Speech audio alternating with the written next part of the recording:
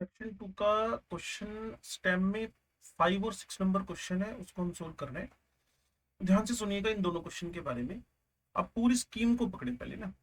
तो इन भाई साहब ने आपको क्या कहा है, ये जो मैग्नीशियम कार्बाइड है, मैग्नीशियम कार्बाइड, ठीक है, इस मैग्नीशियम कार्बाइड को आप लोग मैग्नीशियम अलाइलाइड या मैग्नीशियम प्रोपाइनट भी बोलते हो, चाहे आप फीब्लो के ग्रुप नंबर 14 में चले जाए, कार्बाइड्स ऑफ कार्बाइड्स में, और कार्बाइड्स में आपको मैग्नीशियम कार्बाइड दिखेगा। इसका हाइड्रोलिसिस किया। लो जी, इक्वेशन को बैलेंस करना मस्ट है, अदरवाइज आप आंसर नहीं निकाल पाएंगे। ठीक है जी। तो अब तक चेक करिए कि मैंने मैग्नीशियम कार्बाइड को वाटर से रिएक्शन करा के मैग्नीशियम प्रोपाइन बना दिया। मैग्नीशियम हाइड्रोक्साइड प्लस प्रोपाइन, अब देखे ना 1 2 2 1, तो 1 mole magnesium carbide 1 mole of ही प्रोपाइन दे रहा है। तो अगर मेरे पास प्रोपाइन की यील्ड है ही 4 ग्राम, जैसा कि मेरे को इन्होंने दे रखा है, तो 4 ग्राम, इसका मोलिकुलर वेट 40 है, तो इसका 0.1 मोल मुझे एज द प्रोडक्ट मिल गया है। 0.1 मोल एज अ प्रोडक्ट मिल गया है। यहाँ के बाद हम आगे बढ़े, ये पी प्रोडक्ट है मेरे पास, ये प्रोपाइन है। चलिए, अब मैंने सोडामाइड से रिएक्शन कराई, टर्मिनल एल्काइन है, तो एच हटके एन आ गया, फिर एन हटकर मिथाइल आ गया, तो यहाँ आपके पास 2 ब्यूटाइन आ गया। अब जो मैं कहना चाहता हूँ उसको ध्यान से सुनिएगा, ये जो क्यू है, क्यू, ये 2 ब्यूटाइन है। ठीक है जी। तो मैं ये कह रहा हूं कि आपका अगर 1 मोल प्रोपाइन हो, तो 1 मोल ही तो ब्यूटाइन आ रहा है। इक्वेशन देखो आप, 1, NH का 1, सोडामाइड का 1, सोडियम प्रोपाइनेट 1, मिथाइल एडेड 1, 2 ब्यूटाइन, 1 1 1 1 है। तो अगर मैं 0.1 लेकर चलूं तो इसका 0.1 मोल ही मिलेगा मेरे को। लेकिन लेकिन लेकिन यील्ड तो 75% है, तो मुझे एग्जैक्टली exactly जो वाई मिला वो 0.075 मोल मिल गया। चलिए आगे बढ़ते हैं।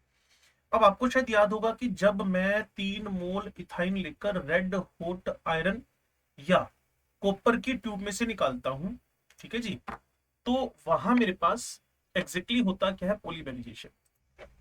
एग्जैक्टली होता क्या है, polymerisation, red hot iron tube में से, तो पता है आपको बेंजीन बनता है। तो अगर इस सिरों पर दो दो मिथाइल लगे हों तो सारे के सारे कार्बन ऑक्यूपाई हो जाएंगे। वही हुआ। लेकिन एक बात समझने की क्या थी, इक्वेशन की बैलेंसिंग मस्ट है। तो यहाँ 3 मोल आपने 2 ब्यूटाइन लिए, 600 डिग्री पे था, रेड हॉट आयरन को ट्यूब और कॉपर ट्यूब लिया आपने, तो वहां से आपके पास 1 2 3 4 5 6 हेक्सामिथाइल बेंजीन बन गया है, जिसका मोलिकुलर वेट 162 है, क्योंकि बात ये आर प्रोडक्ट है। तो मैं क्या कह रहा हूँ आपसे, अगर मैं इसके 3 मोल लेता हूं तो इसका 1 मोल बनता है। ध्यान से सुनिएगा। लेकिन लेकिन लेकिन लेकिन आपके पास क्यू है ही 0.075, तो इसका मतलब 3 gives 1, 0.075 gives 0.025, 3 1 दे रहा है तो 0.075 तो 0.025 देगा ना। वो तब है जब यील्ड 100% हो, लेकिन यील्ड तो 40% है। तो जो आपके पास 0.025 आना चाहिए, उसका 40% यील्ड आपके पास 0.01 आ जाएगा। ठीक है ना। तो उस 0.01 का मैंने क्या किया, मोलिकुलर वेट से मल्टीप्लाई करके आर की अमाउंट निकाल लिए, दैट इज 1.62 ग्राम्स। इतनी सी बात है। ठीक है, टेक्निकल है थोड़ा सा, ऑर्गेनिक केमिस्ट्री के, मैग्नीशियम कार्बाइड की रिएक्शन पता होनी चाहिए, इथाइन का पॉलीमराइजेशन पता होना चाहिए, उसी से आपके 2 ब्यूटाइन का आपको पता चल पाएगा। फिर उसके बाद आपको थोड़ा सा मोल कॉन्सेप्ट की इंफॉर्मेशन होनी चाहिए। तो आर आंसर आ गया आपके पास 5 और 6 में 5 का। अब मैं एस की तरफ बढ़ता हूं, तो आपके पास जो पी था, मीन 1 प्रोपाइन, इसका हाइड्रेशन करवाया, मार्कोवनिकोव रूल, फिर अभी एल्काइन चैप्टर में घूम रहे हैं हम लोग, तो इससे एसीटोन बना, जो कि टोटोमराइज होकर बनता है, शायद आप जानते भी हैं, तो मैं इस पर दिमाग नहीं लगा रहा हूँ। यहाँ एच आ गया, यहाँ ओ एच आ गया, ठीक है जी, और फिर टोटोमराइज हो गया, टोटोमराइज होकर आपके पास ये एसीटोन बन गया है। तो मेरा कहना क्या है कि इसमें भी 1 मोल ऑफ वाटर से रिएक्शन करके 1 मोल एसीटोन दे रहा है। तो अगर मेरे पास ये एग्जैक्टली 0.1 मोल था, मैं नीचे की तरफ आ गया हूँ पीसीएस की तरफ, तो 100% यील्ड आ रही है, तो 1 gives 1, 0.1 gives 0.1, तो एसीटोन का आपके पास अभी 0.1 मोल है, एग्जैक्टली 0.1 मोल आपके पास है। ये 0.1 मोल यहां से कैरी फॉरवर्ड यहां तक आ गया, 0.1। अब आप क्या करेंगे आगे, बेरियम हाइड्रोक्साइड देखकर, बेराइटा वाटर देखकर, हीट देखकर आपके दिमाग में एल्डिहाइड कीटोन का एल्डोल कंडेंसेशन समझ में आएगा आपको। एल्डोल कंडेंसेशन, तो एसीटोन के 2 मोल यूज करें, आपको पता ही है एल्डोल कंडेंसेशन में 2 मोल एसीटोन यूज होते हैं, या 2 मोल कोई भी ऐसे आपके पास कार्बोनिल कंपाउंड यूज होंगे जिसके पास अटैकिंग के पास अल्फा हाइड्रोजन हो, दूसरे के पास ना हो, चल जाता है। इस पर भी आईटी एक बार क्वेश्चन पूछ चुकी है जिसमें पेंटा इरिथ्रोल बना था, पेंटा इरिथ्रोल बना था, वो एक सान्याल की बुक में भी दिया हुआ है। ठीक है जी, चलिए आगे चलते हैं। तो मैं जो आगे बढ़ रहा हूं, तो इसमें 2 मोल एसीटोन से मेरे पास 1 मोल, ये जो स्ट्रक्चर बना इसको मिसिटाइल ऑक्साइड बोलते हैं आप लोग। तो अगर ये 0.1 है तो ये 0.025 आएगा, हीट है ना इसीलिए। लेकिन लेकिन लेकिन लेकिन क्या फंस गई बात कि यील्ड तो 80% है, तो 2 मोल देगा 1 मोल, ठीक है जी, और 0.1 मोल देगा मुझे 0.05, और 0.05 का भी 80% यील्ड है, तो 0.04 मोल हो गया। यहां मैं मिसिटाइल ऑक्साइड का 0.05 मोल, मिसिटाइल ऑक्साइड का 0.05 मोल बनाकर बैठा हूं।